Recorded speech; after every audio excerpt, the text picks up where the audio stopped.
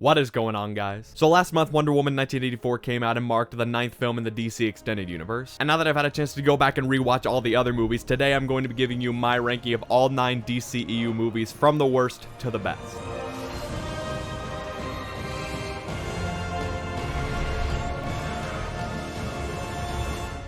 Just a couple things to note before we get started. This list is just based on my most recent rewatch of all these movies. Some of them were really hard to place and a couple of them could move around, and I will acknowledge that later. But this is just my list based on which movies I like the most, and I'd love to hear your list too, so don't forget to share your ranking down in the comments and let me know what you think. One other thing is that there may be a couple of spoilers for some of these movies in this list, so if you kind of want to wait to watch this until you've seen all the DCEU movies, you have been warned. So with all that said, let's see how I rank the DC Extended Universe from the worst to the best.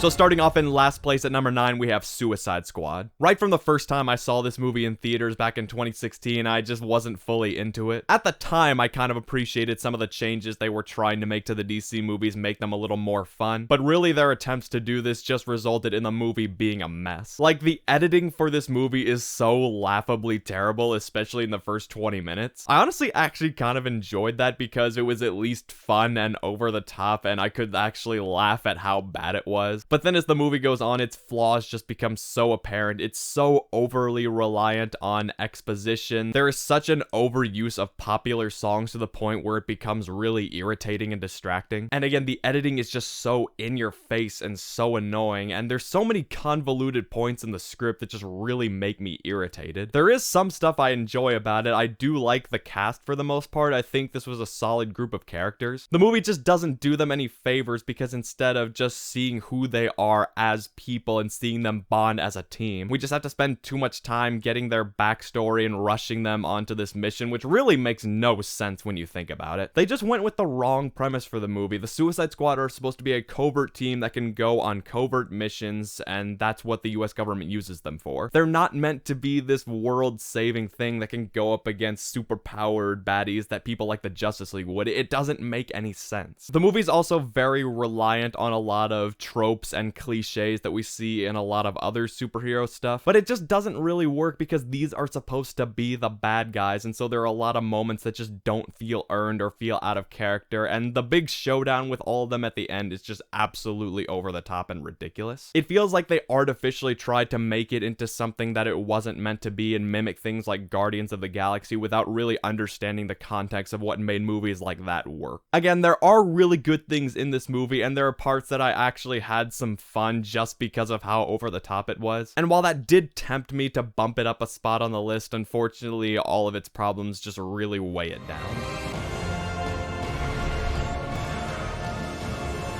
Next at number 8, we have Justice League. Now, I was actually really looking forward to rewatching this one because with the Snyder Cut of Justice League coming out soon, I was curious to see what my opinion would be on rewatching this. But yeah, this one really just did not hold up for me at all on rewatch. I kind of defended this movie when I first saw it in theaters. I thought it was flawed, but it was also fun, and again, at the time, I appreciated some of the changes they were trying to make to the DC movies. Then I saw it again once, and it just didn't do much for me, but again, I didn't think it was bad. I thought it was fun. But on this rewatch, I guess I shouldn't say it makes me angry. I just didn't feel anything. Most of this movie is really bland, mediocre, and just doesn't really have anything special about it. Say what you will about Zack Snyder's movies and the problems that they have, but he at least has a clear vision and a unique visual style, and you're at least going to get something interesting out of a movie that he does. And it's clear that just like with Suicide Squad, they tried to artificially make this into something that it was never meant to be, and the movie suffered because of that. My biggest problem with the movie is that it's clearly not finished. Because, you know, after Zack Snyder stepped down from the movie, they did a whole bunch of reshoots and tried to re-edit into something else. So instead of taking the time and the budget to finish the movie that was already made, they then had to do more reshoots on top of that. And then instead of delaying the movie like they clearly should, they tried to get it out before the end of the year. So the movie alternates between being very noticeably unfinished and not looking that bad, but really not looking that great either. It kind of looks like washed out and very digital. No, don't get me wrong. overall, movies that look very digital can be very good, but, you know, only if they're finished. As for the actual story and the characters, I like the characters in the movie for the most part. However, the script really doesn't do them any favors. A lot of them don't get the attention that they needed, and the ones that do get attention just don't feel like they were written as well as they could have been. Batman honestly doesn't even really act like Batman a lot of the times. Like, I get that has a new sense of purpose, but you can still have him do that and be the leader like he's always been in his other iterations and still act like Batman. There are even a few moments where he acts like Tony Stark, like when Superman comes back, it feels like Batman is acting like Tony Stark and Superman is acting like Steve Rogers, again trying to mimic the competition. And a lot of this has to do because they cut out a lot of footage that was originally meant to be used, and there was a mandated runtime of being under 2 hours. But the first hour of this movie just really feels like slow and boring setup, and then the last hour of the movie just doesn't really feel like very good payoff. Because of all this, and because it just really doesn't make me feel that much, I was tempted to put it on the bottom of the list simply because Suicide Squad actually made me feel something. But then I was like, you know what, a movie make you feel something but in a negative way isn't better than a movie that doesn't really make you feel anything. And even though you can clearly tell it was originally meant to be something else, for the most part it feels like a cohesive movie from start to finish. So for that reason, I bump it up a little bit on the list. And if anything, this movie at least made me more excited to see Zack Snyder's cut of the movie when it comes out in March.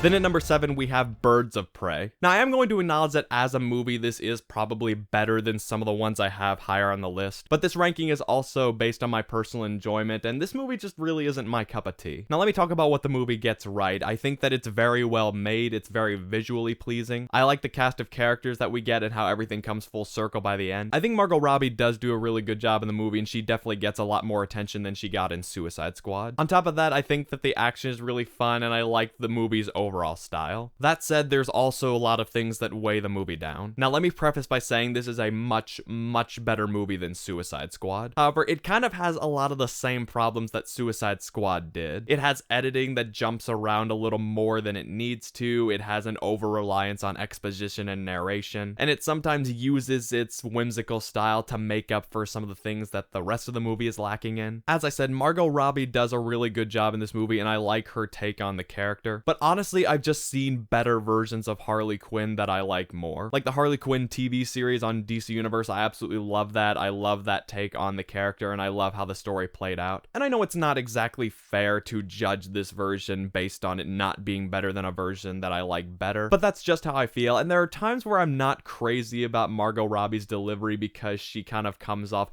feeling phony, and I just don't always like her attitude. Which, granted, I know that Harley Quinn a lot of times is doing that on purpose, but I feel that you can have her be crazy and over the top while still making her feel a little more genuine. As for the rest of the characters, while I really do like them and their stories, I wish that they had brought them together a lot sooner so that we could focus on seeing them bond as a team and learn about them through their actions and their personality instead of just relying on exposition. So yeah, this is a fun and well-made movie, and it is technically better than some of the ones I have a little higher on the list, but it does still have some of the same problems as a movie like Suicide Squad, and at the end of the day, it's just not really my cup of tea.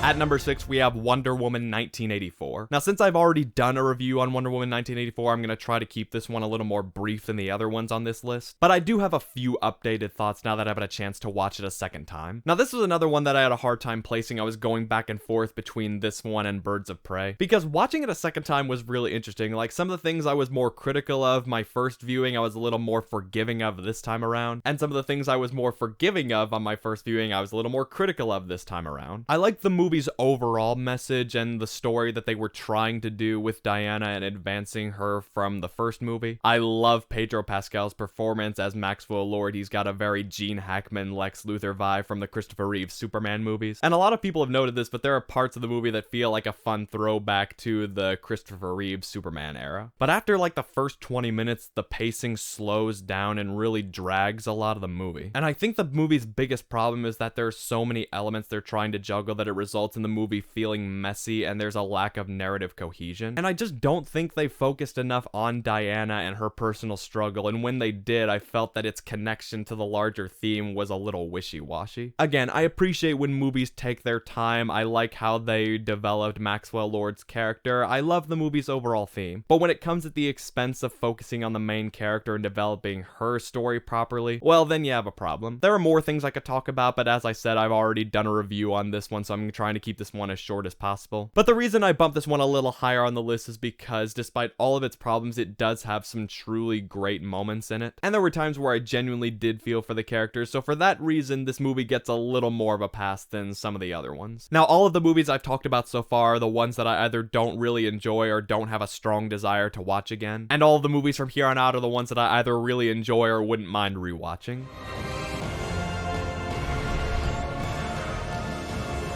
So at number 5, we have Batman v Superman: Dawn of Justice, specifically the Ultimate Edition, not the theatrical cut. The theatrical version cuts out a really important 30 minutes, and the Ultimate Edition is the movie as Zack Snyder originally intended it, so that's the one I'm going to talk about. Now, yes, I am fully aware of the problems that this movie has, and after some of the things I talk about with the movies lower on the list, you're probably wondering how I could put this one here. But this is my list, and I've just come to appreciate Zack Snyder's style a lot more over time, because I found this is one of Zack Snyder's strengths, is that even when something that's happening in his movie isn't technically good, it's at least really interesting, and he makes up for it by having it be visually captivating. And I know that could be seen as style over substance, but film is a visual medium, and so the visuals are a really important part of getting you sucked in. And despite some problems I have with the story, I actually do really enjoy it overall. I like how this one builds off the events of Man of Steel and continues with the themes that were established in that movie. I really do like Ben Affleck as Bruce Wayne in Batman. I thought how they introduced his character was very effective and set him up well for the rest of the movie. And yeah, this version of Batman does do things that aren't typically things we expect of Batman, and it does bother me sometimes. But they established that this is an older and more hardened Batman who's kind of lost his way, especially after the events of Man of Steel, which you honestly do understand where he's coming from. I also really like Henry Cavill's take on Superman and Clark Kent, even though I do think he could have had a little more to do in this movie, although the Ultimate Edition does fix that a little bit. And again, for the most part, I like the overall story. I like the somewhat darker and less black and white take on the characters. And as I said, even when some of the things in the movie aren't technically good, they're at least interesting or memorable. And even if there are things that I just don't like, I at least appreciate and understand what Zack Snyder was going for. So I guess it's appropriate that this movie is in the middle of my ranking, because while I personally enjoy it and can appreciate what Zack Snyder was going for, even if it's not perfect, I also have to acknowledge the movie's problems and that objectively speaking, it is very flawed. Still, I am interested to finally see the payoff to what Zack Snyder was setting up in Man of Steel and Batman v Superman when his version of Justice League comes out in March.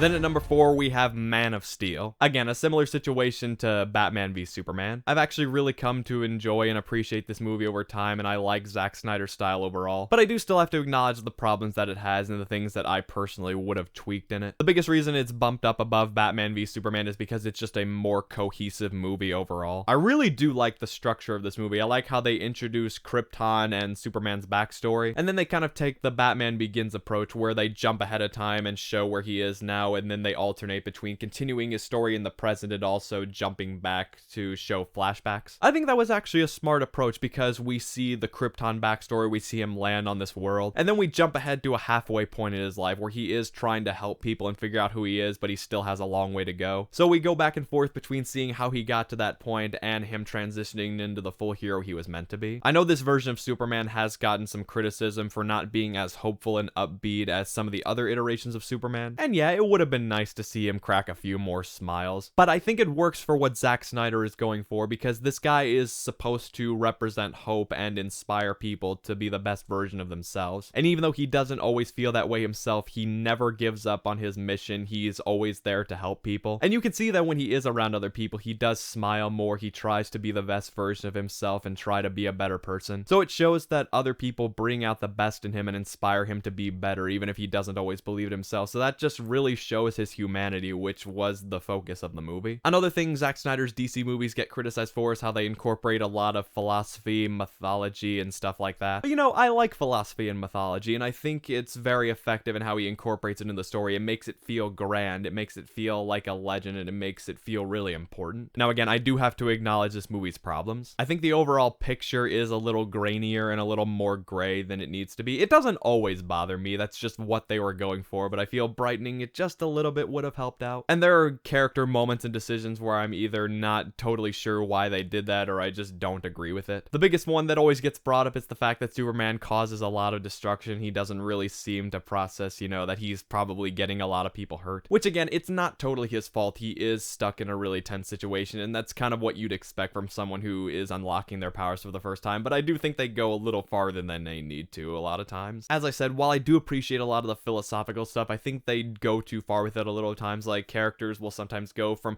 feeling very human and then they'll have to, incorporate some kind of speech that relates to the movie's overall theme. So yeah, just like Batman v Superman, it's kind of a balancing act with me really enjoying it and appreciating the overall vision while having to acknowledge the problems that weigh it back. But for the most part, I do really enjoy it, and I think that it's a solid modern take on the character of Superman.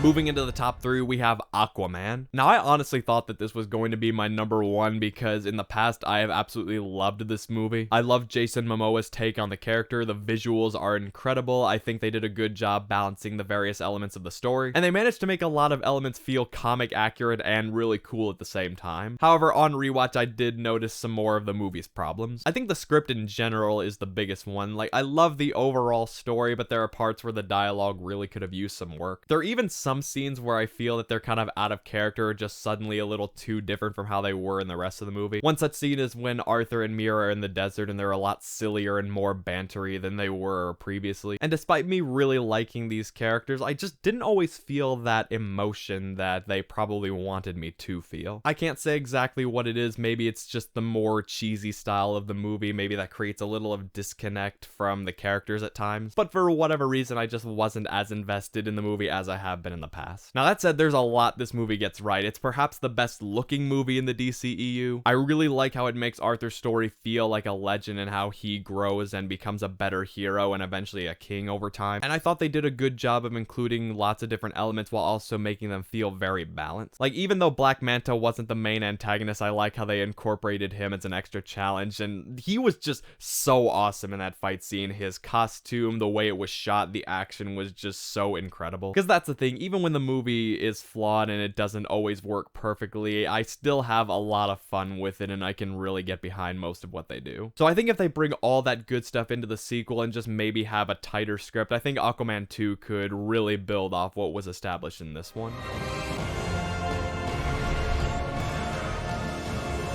At number 2, we have Shazam. Now, I honestly did not think that this was going to be my number 2, because while I've always thought it was good and I really enjoy it, it's not as grand as some of the other DC movies, it's not as visually striking. But then when I watched this again and kind of stepped back, I honestly realized that's one of the movie's biggest strengths, because this one really puts extra attention into the characters, making them feel like real people, making you connect to them, and really getting behind the movie's theme of finding your family. That just makes it so relatable and heartwarming that it really sticks with you, even if it's not as, grand or visually striking as some of the other ones. I really like Billy Batson's story in this one. I love Freddy's character, and I like seeing those two interact. And then when he becomes Shazam, Zachary Levi's performance is just so absolutely perfect. Seeing him and Freddy getting to all kind of shenanigans and figuring out these powers and how to be a superhero. Again, that just makes the movie so much more fun and relatable, seeing normal characters who feel like real people get into this crazy situation. And then as the movie goes on, it really strikes a chord with you, with Billy learning to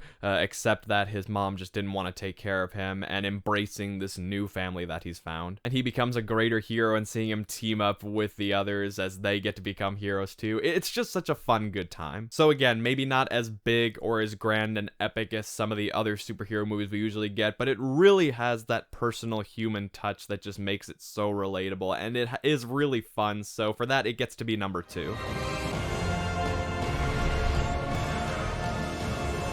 And at number 1, we have Wonder Woman. This is probably very obvious to many of you, but it actually wasn't obvious to me. I remember really enjoying and appreciating it when I first saw it in theaters, and then on subsequent viewings, I still enjoyed it, but I don't quite remember it, you know, really striking me the way it did a lot of people. But for whatever reason on this rewatch, I was honestly blown away by just how good this movie is. I've talked about DC movies that are very epic and visually pleasing and feel grand like Legends, and then there are DC movies that are a little more on the human side and really having that connection. But Wonder Woman blends those together absolutely perfectly. It has a fantastic script with great structure for how they progress Diana's story, and they put extra care and attention into a lot of the side characters too. Those were some of the best parts of the movie. The cinematography is just gorgeous, the score is beautiful, and when it gets into the World War I stuff with Diana seeing the suffering of man's world for the first time, it is just so heartbreaking. But then she comes in as a beacon of hope and is willing